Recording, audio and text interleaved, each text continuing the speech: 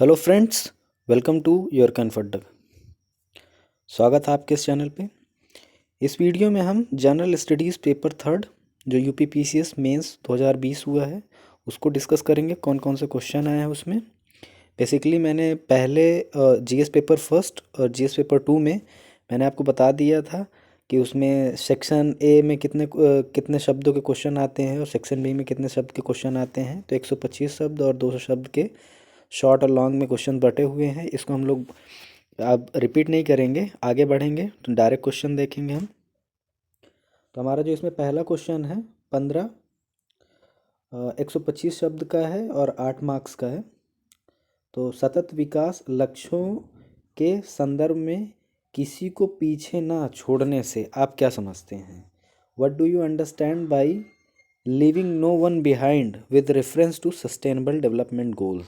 तो पहला क्वेश्चन ये है, सस्टेनेबल डेवलपमेंट गोल से है और सबका साथ सबका विकास से इसको आप समझ सकते हैं। दूसरा क्वेश्चन जो है, नीति आयोग के क्या लक्ष्य हैं? What are the objectives of NITI Aayog. इसके 3 वर्षीय कार्य योजना को समझिए। Explain its 3 years action plan. तो नीति आयोग जो थिंक टैंक है उससे रिलेटेड क्वेश्चन है ये। आगे देखते हैं। तीसरा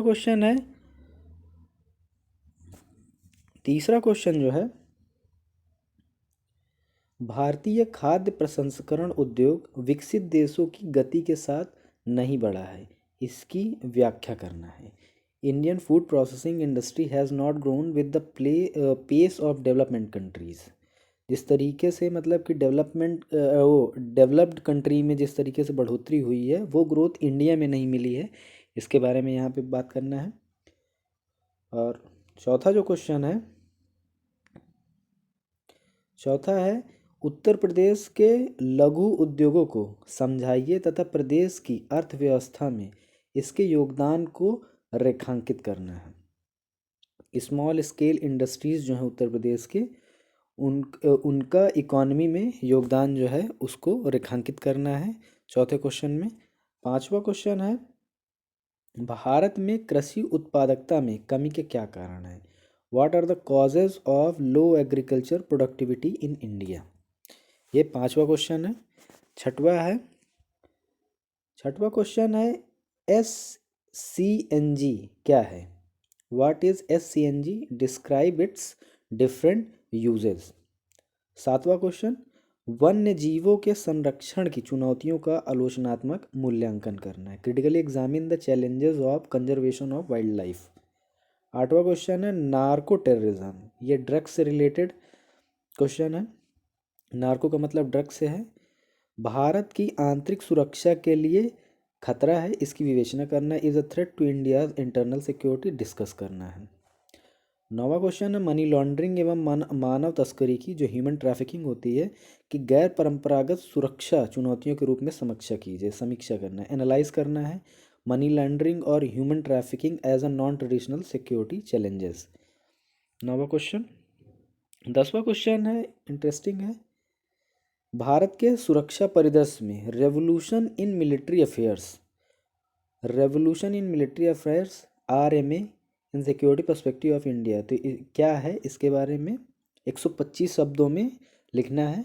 8 मार्क्स का है। अब section B long answer questions जो हैं उनको देखेंगे 200 शब्द के। तो इसमें जो 11वें नंबर पे पहला ही आ जाता है वो है, व्यापार रोजगार विशेषकर महिला रोजगार, आय और संपत्ति विवरण की समानता आदि पर वैश्वीकरण के प्रभाव की विवेचना करना है। Discuss the impact of globalisation on trade employment, particularly women employment, equality of income and wealth distribution etcetera. 11वां और पहला सेक्शन बी का लॉन्ग आंसर क्वेश्चन है जो कि 12 मार्क्स का है। 12वां क्वेश्चन है, उत्तर प्रदेश सरकार के कल्याणकारी योजनाओं एवं उनकी भूमिका को समझाना है। Welfare schemes of Uttar Pradesh government and its role. 13वां क्वेश्चन, भारत में गरीबी और असमानता को कम करने में प्रमुख चुनौतियां क्या हैं? What are the major challenges in reducing poverty and inequality in India. 13वां क्वेश्चन है। आगे देखते हैं।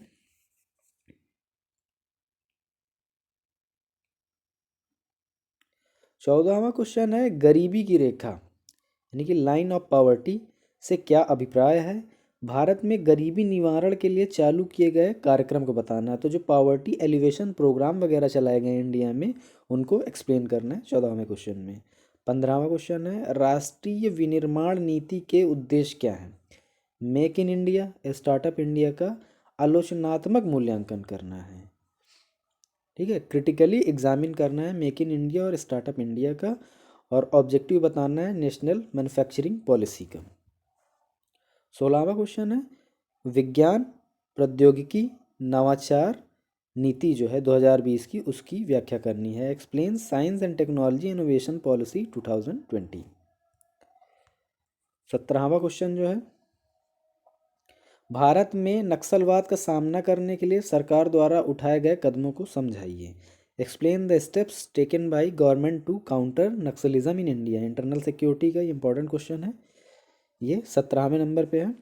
और 18वां जो क्वेश्चन है नाभिकीय प्रसार के मुद्दों एवं विद्यमान नियंत्रण तंत्र का विस्तार पूर्वक वर्णन कीजिए।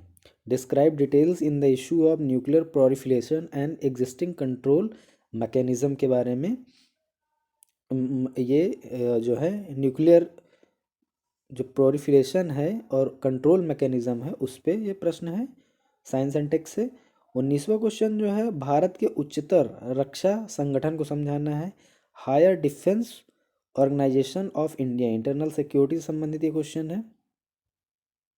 और अगला और लास्ट क्वेश्चन है हमारा 20वां वर्तमान उभरती सुरक्षा चुनौतियों में नाभिकीय हथियार भारत की सुरक्षा प्रबंधन में किस प्रकार लाभदायक हो सकते हैं, इसको समझाना है। At present in emerging security challenges how nuclear weapons can be advantageous in India security management explain करना है हमको।